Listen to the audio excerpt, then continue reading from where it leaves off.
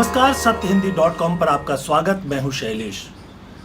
क्या प्रधानमंत्री नरेंद्र मोदी का ये कहना सही है कि चीनी सैनिक भारत की सीमा में नहीं घुसे थे? और क्या चीनी सामानों का भारत में बहिष्कार हो सकता है? ये दो ऐसे मुद्दे हैं जिस पर आजकल देश में बड़ी चर्चा हो रही है और आज हम इनके पीछे छिपे हुए सच्चाई को समझने की कोशिश करेंगे। प्रधानमंत्री नरेंद्र मोदी ने मुख्यमंत्रियों के सम्मेलन में टेली कॉन्फ्रेंसिंग जिसको कहते हैं हम, उसमें उन्होंने कहा कि भारत की सीमा में न तो चीनी सैनिक आए हैं, न हैं और ना ही आ पाएंगे। अब इसकी बड़ी आलोचना हुई। राहुल गांधी ने कहा कि ये बताएं कि फिर आखिरकार वो हमारे 20 सैनिक जो हैं वो कहाँ मारे गए, क्या वो चीन की सीमा में गए थे? उसके अलावा बहुत सारे दूसरे नेताओं ने भी इसकी आलोचना की और तब भारत सरकार की तरफ से एक सफाई आई है और जिसमें ये कहा गया है कि दरअसल चीनी सैनिक जो है वो LAC के भीतर यानी भारतीय सीमा के भीतर कुछ निर्माण कर रहे थे और उसको रोकने के लिए जब भारतीय सैनिक पहुंचे तो उन पर हमला किया गया। ये तरह तरह की बयान जो है वो आ रहे हैं और इस बात को समझना होगा कि असल में ये विवाद है क्या और क्या प्रधानमंत्री जो बोल रहे हैं वो सच है या सिर्फ आधा सच है। आधा सच बहुत खतरनाक होता है और इसलिए इस आधे सच को समझना बहुत ज़रूरी है। प्रधानमंत्री ने असल में ये कहा था कि भारत की किसी चौकी पर चीन ने कब्जा नहीं किया है। एक तरह से ये बात सही भी है, लेकिन जब आप एक्चुअल स्थिति देखते हैं तो भारत की जो सीमा है यानी लाइन ऑफ एक्चुअल कंट्रोल है, जिसे भारत के लिए अभी की सीमा माना जाता है, वो हमारी चौकी से बहुत आगे तक है। जिस जगह पे गालवान वैली में ये संघर्ष हुआ वहाँ करीब करीब 8 से 10 किलोमीटर आगे तक भारत अपनी सीमा मानता है, चीन उसको भारतीय सीमा नहीं मानता है। दरअसल यहाँ इस इलाके में जो 8 फिंगर्स बताए जाते हैं यानी 8 ऐसे छोटे छोटे पहाड़ी या पहाड़ नुमा जो स्ट्रक्चर्स हैं जिनको 8 फिंगर्स कहा जाता है, उसमें फिंगर 3 पर ही भारत की चौकी है, लेकिन भारत जो है फिंगर 8 तक दावा करता है। दूसरी तरफ चीन जो है भारत के इस दावे को नहीं मानता है और वो ये कहता है कि भारत की का जो अधिकार है जो LAC है वो सिर्फ फिंगर 2 तक है, 3 को भी नहीं मानता है। बहरहाल ये 3 के बाद जो झड़प हुई थी वो जिसको फिंगर 4 कहते हैं उसके आसपास कहीं हुई थी और अब जो सरकार ने बयान दिया है उसके हिसाब से चीन के लोग, चीन के सैनिक यहीं पर अपना तंबू वगैरह गाड़ करके और स्थायी कुछ निर्माण करना चाह रहे थे, जिसका विरोध भारतीय सैनिकों ने किया। प्रधानमंत्री तक या तो सही सूचना नहीं पहुंची या फिर उनको सही जानकारी देश को देनी ही नहीं थी, ये वो समझे। लेकिन ये सच है कि जहाँ तक हमारी चौकी है लाइन ऑफ एक्चुअल कंट्रोल सिर्फ वहीं तक नहीं है, उससे बहुत आगे तक है। दरअसल इस इलाके में भारत जो है सड़क और दूसरी सुविधाओं का निर्माण बहुत देरी से कर रहा है और इसलिए धीरे धीरे करके हम जो फिंगर 3 है वहाँ तक सड़क बना पाए हैं, उसके बाद फिंगर 4 की तरफ बढ़ने की कोशिश है। ये भी सच है कि फिंगर 4 से लेकर फिंगर 8 के बीच चीनी सैनिक भी गश्त करते थे, पेट्रोलिंग करते थे और भारतीय सैनिक भी करते थे, यानी विवाद तो था। लेकिन जो लाइन ऑफ एक्चुअल कंट्रोल क्या है इसको लेकर के जो चीन के दावे हैं वो लाइन ऑफ एक्चुअल कंट्रोल को ही भारत की तरफ जो है 8-10 किलोमीटर पीछे मानता है, यानी वो मानता है कि ये सब ज़मीन जो है उसकी है, जबकि भारत इसको नहीं मानता है। मैं लाइन ऑफ एक्चुअल कंट्रोल की बात कर रहा हूँ, भारत के इस क्षेत्र पर जो अधिकार हैं, जो ज़मीन है उसकी बात नहीं कर रहा। मैं अक्साई चीन की बात नहीं कर रहा जिस पर 1962 में ही चीन ने कब्जा कर लिया था। बहरहाल 20 सैनिकों की मौत हुई, 10 सैनिकों को उन्होंने गिरफ्तार कर लिया था और कल जाकर उनको छोड़ा है। अभी भी स्थिति बहुत साफ नहीं है कि हमारा कोई सैनिक अभी मिसिंग है या नहीं है। हालांकि सरकार की तरफ से एक बयान आया है जिसमें ये कहा गया है कि हमारे जो सैनिक हैं अब लापता नहीं है, लेकिन कितनी दूर तक भरोसा करें। जब ये 10 सैनिक गायब थे तब भी देश को नहीं बताया गया था कि 10 सैनिकों को जो चीन है वो पकड़ कर ले गया है।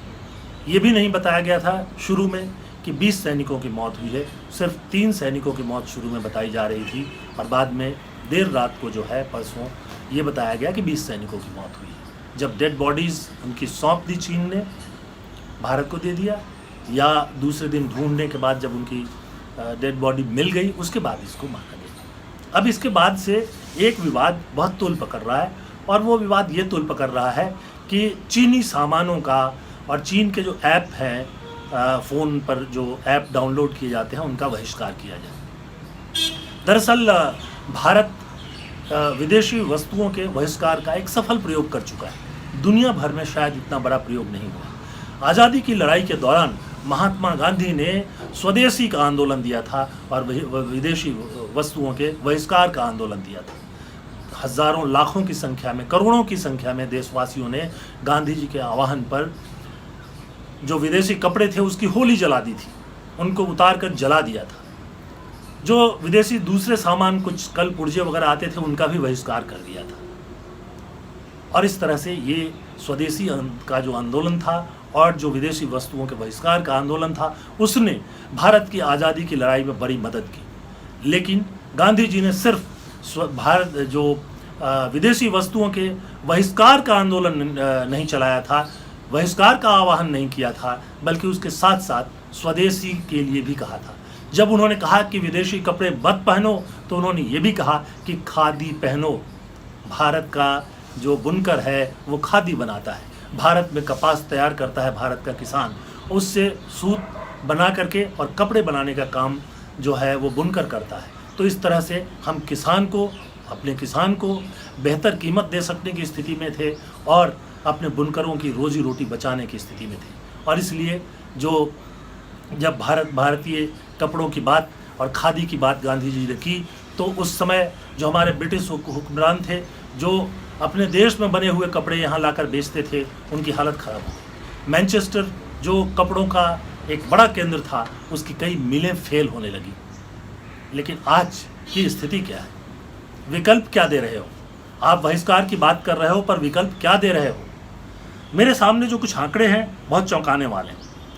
करीब 8,146 वस्तु ऐसे हैं जिनका हम आयात करते हैं और इनमें से 343 के करीब तो ऐसे हैं कि अगले 10 साल तक भी इनको रोका जाना मुश्किल है। जब तक हम अपने आप को तैयार नहीं कर लें, जब तक हम जो विकल्प है उसको तैयार नहीं कर लें।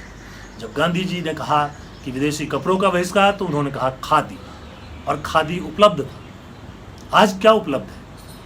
दरअसल कुछ लोग ये समझ रहे हैं कि कुछ ऐप जैसे जूम ऐप है उस पर एक साथ 25, 30, 50, 500 लोग बात कर सकते हैं, उसका बहिष्कार कर दो। उसके भी कुछ अमेरिकी और ब्रिटिश विकल्प मौजूद हैं, वो हम कर सकते हैं, कर भी देना चाहिए निश्चित तौर पर। लेकिन आप किस तरह से बंधे हुए हो आप ज़रा इसको समझिए। मैं आपके सामने कुछ आंकड़ों को रखूँगा जिनसे कि ये स्थिति साफ होगी कि आखिरकार हमारी जो स्थिति है वो क्या है। अब आप देखिए कि जो चीन की कंपनियां हैं, फाइनेंस करने वाली कंपनियां जो हैं वो कहां कहां घुसी हुई हैं। अब मैं आपके सामने कुछ नाम रखता हूं। एक बिग बास्केट नाम की कंपनी है जो घर पर आपको सामान डिलीवर करती है।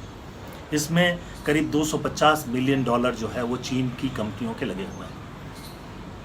कौन कौन सी कंपनियां हैं मैं उसके डिटेल में नहीं जाना चाहता, लेकिन चीन की एक इन्वेस्टमेंट कंपनी है अलीबाबा, एक टेंसेंट नाम की कंपनी। इन कंपनियों ने बड़े पैमाने पर जो यूनिकॉर्न कंपनी कहते हैं, जो ऐप के थ्रू अपना व्यापार करती हैं, चाहे वो सर्विस प्रोवाइड करती हैं, उस तरह की कंपनियों में पैसा लगाया हुआ है। तो आपको हमने बिग बास्केट कहा, और बाइजूस ये भी एक जो उसी तरह की कंपनी है, उसमें है डेलीवेरी ये भी है, Dream11 ये भी है, फ्लिपकार्ट बहुत नाम सुना होगा आपने कभी। हम अमेज़ॉन को फ्लिपकार्ट के जरिए चुनौती देने की बात करते थे, भारतीय कंपनी थी, अब उसमें चीनी शेयर है, मेजॉरिटी शेयर है फ्लिपकार्ट में, $300 मिलियन का शेयर है। ओला ये इसके ज़रिए जो है दो कंपनियां हैं जिसके ज़रिए आप टैक्सी वगैरह बुक करते हैं, ओला और ऊबर। ऊबर तो चीनी कंपनी नहीं है, लेकिन ओला में ज़बरदस्त पैसा लगाया हुआ है, करीब $500 मिलियन। उसी तरह से OYO नाम की एक कंपनी है, भारतीय कंपनी थी, भारत ने ही शुरू किया था, और उसमें जो है चीन के अगेन करीब करीब जो है $100 मिलियन जो है वो पूंजी लगी हुई है। पेटीएम मॉल, ये पेटीएम के ज़रिए जो आप डिजिटली पैसा ट्रांसफ़र करते हो, दुकान में ख़रीदते हैं और पेटीएम के ज़रिए आप ट्रांसफ़र करते हैं, तो पेटीएम मॉल नाम की जो कंपनी है उसमें चीन का पैसा लगा है। Paytm.com नाम की कंपनी है, उसमें चीन का पैसा लगा हुआ है। स्विगी, जिससे आप खाने पीने की चीज़ें और दूसरी चीज़ें होम डिलीवरी करवाते हो, उसमें पैसा लगा हुआ है। स्नैपडील, उसमें पैसा लगा हुआ है। उड़ान, उसमें पैसा लगा है। जोमेटो, अगेन ये कंपनी जो है जो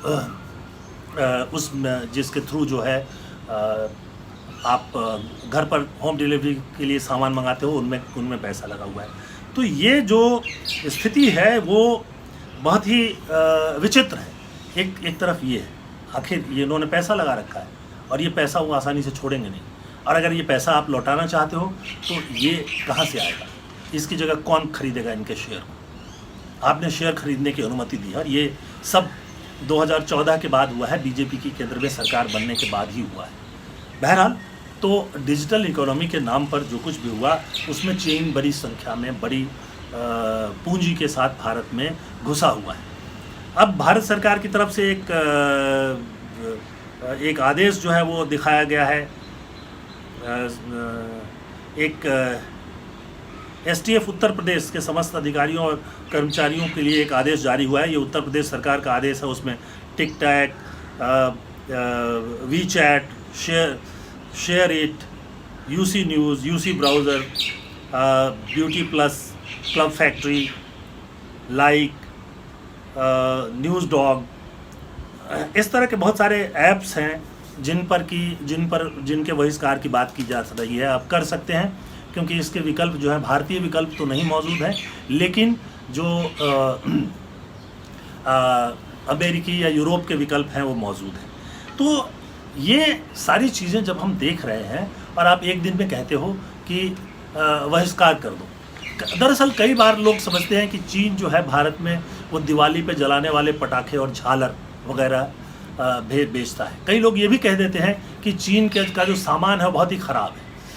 ठीक है, वो जैसे कहते हैं लोग कि बस बहुत ख़राब सामान बनाता है। मैं यहाँ बहुत साफ कर देना चाहूँ कि दुनिया भर में चीन के जो सामान है उसकी क्वालिटी को कोई चुनौती नहीं दे पा रहा है। वो एकदम सस्ता और घटिया सामान भी बनाते हैं, और वो एक रिजनेबल कीमत पर, यानी कम कीमत पर, और बहुत बेहतरीन सामान भी बनाते हैं। और यूरोप और अमेरिका के मार्केट पर इन्होंने इसी तरह से कब्जा किया हुआ है। अब क्या कारण है जिसके चलते चीनी कंपनियां जो हैं भारत में हावी होती जा रही हैं? कम से कम उनके जो वेंचर कैपिटल हैं वो हावी होते जा रहे हैं। 3 महत्वपूर्ण कारण हमने ढूंढ कर निकाले हैं। भारत में कोई वेंचर कैपिटल या वेंचर नई शुरुआत के लिए जो कंपनियां आती हैं उनमें पैसा लगाने वाला कोई बड़ा समूह जो है वो मौजूद नहीं है। थोड़ा बहुत थोड़े पैसे लगाते हैं, लेकिन कोई 1000 करोड़ 2000 करोड़ इस तरह से पैसे लगा दे, इस तरह के कैपिटल लगाने वाली, पूंजी लगाने वाली कंपनी जो है वो भारत में नहीं है। अब इसी का फ़ायदा उठाया अलीबाबा ने 2015 में ही जो है पेटीएम में पैसा लगा दिया, और अब पेटीएम जो है जब 2016 में मोदी जी ने नोटबंदी की तो उसके बाद पेटीएम जो है सबसे बड़ा प्लेटफॉर्म बन गया, जिसके ज़रिए लोग दुकानदारों को पैसा देते हैं और जगह पैसा भेज सकते हैं। ये जो सारा ख़रीदारी कर सकते हैं, ये कंपनी है। भारत में इसके कुछ विकल्प हैं, भारत सरकार ने भी किए हैं, ये जारी किए हैं, लेकिन अभी भी वो पेटीएम के मुकाबले बहुत छोटे हैं। तो ये एक बड़ा मसला है कि जो नई शुरुआत होती है, पेटीएम एक बेहतर शुरुआत थी, लेकिन पूंजी लगाया चीनियों ने, तो जाहिर सी बात है कि अब एक तरह से चीन के नियंत्रण की कंपनी है। दूसरी चीज़ ये है कि जब कंपनियां घाटे में जाने लगती हैं, कभी कभी कंपनियों में ऐसे फेज़ आते हैं कि वो घाटे में जाने लगती हैं, हालांकि आगे चलकर उनका भविष्य अच्छा हो सकता है। तो वैसी स्थिति में क्या होता है कि उनको पूंजी की ज़रूरत होती है।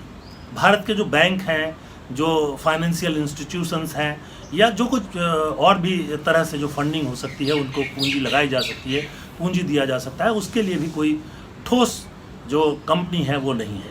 नतीजा ये है कि चीनी कंपनियां उन पर नज़र रखती हैं। जहां वो देखती हैं कि इस समय कंपनी डाउन है, हो सकता है उसको घाटा हो रहा हो, लेकिन फ्यूचर में, भविष्य में उसकी स्थिति बेहतर हो सकती है, तो उस पर वो पैसा लगा देते हैं। तो एक दूसरा कारण ये हुआ।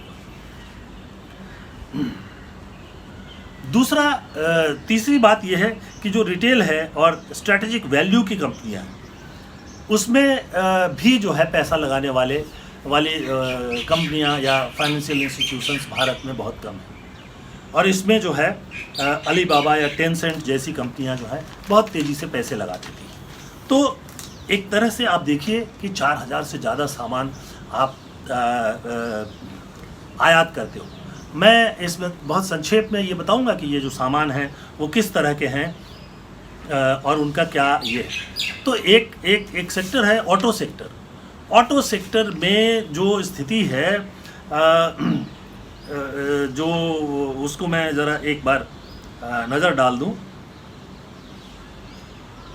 चलिए हम ऑटो सेक्टर पे आते हैं, उसके पहले हम देख लेते हैं कि बाकी सेक्टर्स की क्या स्थिति है। जो स्मार्टफोन है हमारे पास, जो फ़ोन जिस पर मैं रिकॉर्ड कर रहा हूँ, या जो मेरे हाथ में ये फ़ोन है, स्मार्टफोन इनको कहते हैं, जिनमें कि टच से जो है वो सारा काम होता है। स्मार्टफोन सेक्टर में 2 लाख करोड़ का मार्केट है भारत में, और इसमें जो है करीब 72% चीन का कब्ज़ा है। ये Xiaomi और Oppo और ये सब सारे नाम जो सुनते हैं, ये सब जो है वो चीन के हैं। इन्होंने आईफोन को, सैमसंग को, इन सब कंपनियों को, LG को, सबको पीछे छोड़ दिया। बहुत सारी कंपनियों ने तो फ़ोन बनाना बंद कर दिया। जो भारत की कंपनियां जो स्मार्टफोन बना रही थी वो बंद हो गई, और चीनी स्मार्टफोन ने कब्ज़ा कर लिया। इसी तरह से टेलीकॉम जो है, जो टेलीफोन का कारोबार होता है, टेलीकॉम सेक्टर उसको कहते हैं, उसमें जो है करीब 25% से ज़्यादा का कब्ज़ा जो है वो चीन का है। करीब 12,000 करोड़ का ये कुल सेक्टर है, जिसमें 3,000 करोड़ चीन का है।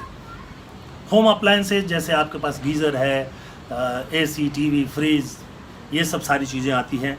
ये 50,000 करोड़ का मार्केट है, और चीन जो है इसमें करीब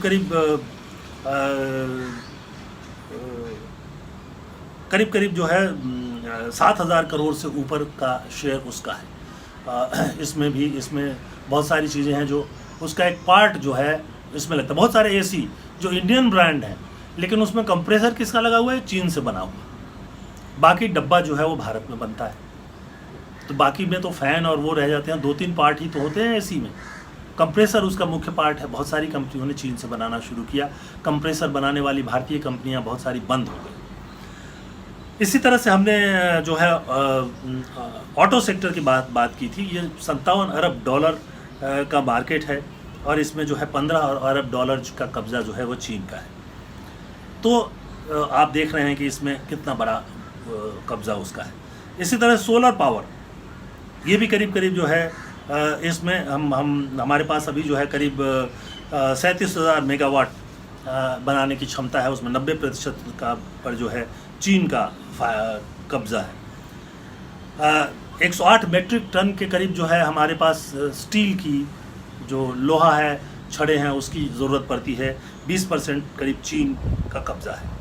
2 अरब डॉलर का मार्केट है दवा का, और इसमें करीब 1 अरब डॉलर से ज़्यादा, करीब 60% जो है वो चीन का कब्ज़ा है। तो आप बताइए कि चीन एक ही जगह घुसा हुआ है कि आप उसका एकदम से बहिष्कार कर देंगे? विकल्प क्या है?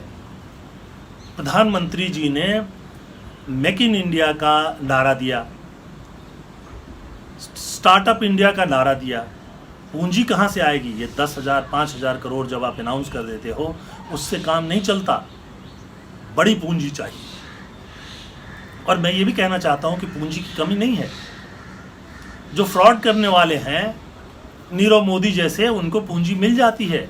वो अपना पैसा ट्रांसफ़र करके और विदेश भाग जाते हैं, फिर वहाँ पीछा होता रहता है, उस पर राजनीति चलती रहती है, बातें होती रहती हैं। लेकिन जो वास्तविकता है कि जो नई कंपनी नई सोच के साथ, कोई नई योजना के साथ जो शुरू करना चाहता है, उसको पूंजी मिलती नहीं है। तो जब पूंजी नहीं मिलेगी तो वो उद्योग जो अपना धंधा है उसको चलाएगा कैसे? भारत में ये जो नारेबाजी की राजनीति है वह जोर पकड़ चुकी है। 50,000 करोड़, 1 लाख करोड़, 20 लाख करोड़, लंबी लंबी बातें की जाती हैं, लेकिन जब वास्तविकता में ज़मीन पर जाइए तो असलियत कुछ और ही है। असलियत ये है कि पूंजी मिलना मुश्किल है, बैंक पैसा देने के लिए तैयार नहीं होते, और चीन की जो कंपनियां हैं वो पैसा लेकर घूम रही हैं। जैसे ही उनको लगता है कि ये आइडिया अभी तो ज़्यादा इसमें आमदनी नहीं है, आगे चलकर इसमें पैसा कमाया जा सकता है, तो वो वहाँ पूंजी लगा देते हैं। अमेरिका भी इतना बड़ा इसी तरह से हुआ। वेंचर कैपिटल यानी किसी कंपनी को शुरू करने के लिए पूंजी लगाने की क्षमता में अमेरिका को सबसे आगे माना जाता था। वहाँ के जो लोग पूंजी लगाने वाले लोग हैं, जो फाइनेंशियल कंपनियां हैं, जो और दूसरे बैंक्स हैं, वो जब देखते हैं कि इस व्यक्ति के पास ऐसा आइडिया है जिसमें आगे चलकर विकास हो सकता है, ग्रोथ हो सकता है, आमदनी हो सकती है, तो उसमें पैसा लगा देते हैं। हमारे यहाँ ये स्थिति नहीं है। इसलिए आप सिर्फ ये सोचते रहें कि नारा लगा करके चीन की वस्तुओं का बहिष्कार कर देंगे, तो ये होने वाला नहीं है।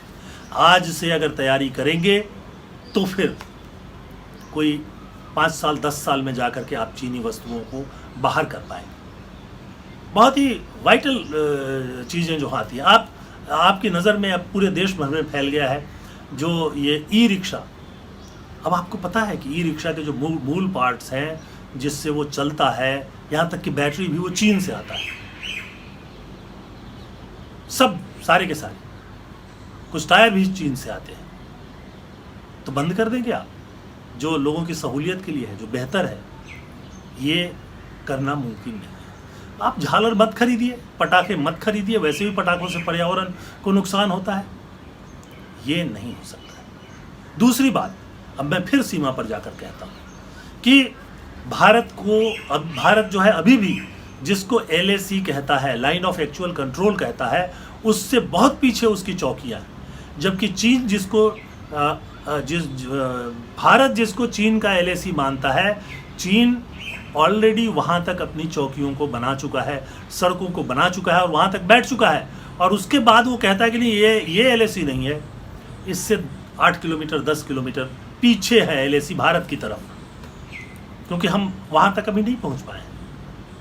तो चाहे वो पैंगोंग लेक हो, आपको पैंगोंग लेक के को लेकर मैं ध्यान दिला दूं कि आमिर खान की फिल्म में जो लेक जो दिखाई दे रहा है, जो एक नदी सी दिखाई दे रही है, जिसके खिलाफ जो फिल्म 3 इडियट में बहुत सा हिस्सा जो है वहाँ शूट किया गया था, ये वही पैंगोंग लेक है, पैंगोंग त्सो भी कहते हैं उसको। तो ये जो लेक है उसमें भी हम इससे करीब 10 किलोमीटर, जहाँ हमारी चौकी है उससे 8-10 किलोमीटर आगे तक हमारा क्षेत्र है। मैं गया था वहाँ, और वहाँ जो तैनात सैनिक है उनसे भी बात हुई थी, और वो बता रहे थे कि इसके आगे जो है हमारे पास सड़क ही नहीं है। उस समय सड़क बन रही थी, ये मैं काफ़ी पहले 5-7 साल पहले की बात कर रहा हूँ कि सड़क बनाई जा रही थी। हो सकता है अब थोड़ा और आगे तक हम बढ़ गए हों, लेकिन पहले हम काफ़ी पीछे तक थे, बहुत झील के बहुत 1-2 किलोमीटर तक ही हमारा जो है हमारी सड़कें मौजूद थी, और हम वहीं तक सीमित थे। उसके आगे ट्रैकिंग था, जिससे बताते हैं कि सेना के लोग जो हैं पेट्रोलिंग के लिए जाते हैं, प्लस बोट यानी नावों से जो है वो भी पेट्रोलिंग होती है। वहाँ पर तब भी विवाद चल रहा था। तो भारत को अपनी दोनों तरह की स्थिति को मजबूत करना होगा। एक तो आर्थिक स्थिति को मजबूत करना होगा, और उसकी क्षमता भारत में है। भारत के जो लोग हैं वो ओला जो ऐप बनाते हैं जिसके चलते जिससे टैक्सियों को कंट्रोल किया जाता है, लेकिन बाद में वो चीन की पूंजी उसमें लगती है। पेटीएम बाद में उसमें चीन की पूंजी लगती है। तो इस तरह से ऐसा नहीं है कि हमारे यहाँ समझ नहीं है, हमारे यहाँ पूंजी लगाने और आगे चलकर बिजनेस के बारे में सोचने की बड़ी कमी है। हम लोग बहुत ट्रेडिशनल ढंग से सोचते हैं। अगर कोई इस बात को लेकर जाता शायद कि हम एक ऐसा ऐप हमने बनाया है जिसके ज़रिए टैक्सी चलाई जाएंगी, जो ओला ऐप या उबर ऐप करता है, तो शायद भारत में पूंजी मिल नहीं सकती थी। नहीं मिली होगी तभी ये लोग अलीबाबा तक पहुंच गए। तो ये पूंजी कैसे आए? पूंजी की कमी नहीं है, लोगों ने सोना घर में दबा रखा है, बैंकों में रख रखा है, क्योंकि उनको भरोसा नहीं है। उनको नहीं लगता है कि जो बैंक में पैसा है वो सुरक्षित रहेगा। तरह तरह के रुकावटें और सामने हैं, तो इसलिए वो छिपा कर रखते हैं, कैश घर में रखते हैं, इनकम टैक्स से डर लगता है। इन सब चीज़ों के बीच से एक रास्ता निकालना होगा भारत को, ताकि भारत के बाज़ार में भारत के जो उद्योगपति हैं, जो नए उद्योगपति हैं, जो नई सोच के साथ आ रहे हैं, उनको पूंजी मिले। इसमें बहुत सारी कंपनियां फेल भी हो सकती हैं, लेकिन जब आप 10 कंपनियों में लगाते हैं, उसमें से 5 फेल हो गई और 5 चल गई, तो 5 से ही आपका पैसा जो है वापस आ जाता है। तो दोस्तों, आपके आज के एपिसोड में बस इतना ही। एक अनुरोध ज़रूर करूँगा कि ये जो वीडियो है, इसके नीचे आप जब जाएंगे या satyhindi.com पर जाएंगे, तो आपको डिस्क्रिप्शन का एक बटन मिलेगा। वहाँ हम आपको बताएंगे कि आप किस तरह से हमारा सहयोग कर सकते हैं। जो ये पत्रकारिता है, जिसमें कि हम बेबाक ढंग से चीज़ों को सामने रखते हैं, उसको बचाने के लिए आपके सहयोग की बहुत ज़रूरत है। और इसलिए अगर आप सहयोग करेंगे तो हमारी ओर से बहुत बहुत धन्यवाद। आप हमको देखते हैं, उसके लिए भी बहुत बहुत धन्यवाद। आप फेसबुक पर, ट्विटर पर, यूट्यूब पर और बहुत सारे दूसरे सोशल मीडिया प्लेटफॉर्म पर भी हमसे जुड़ सकते हैं। आज के लिए बस इतना ही। बहुत बहुत धन्यवाद। नमस्कार।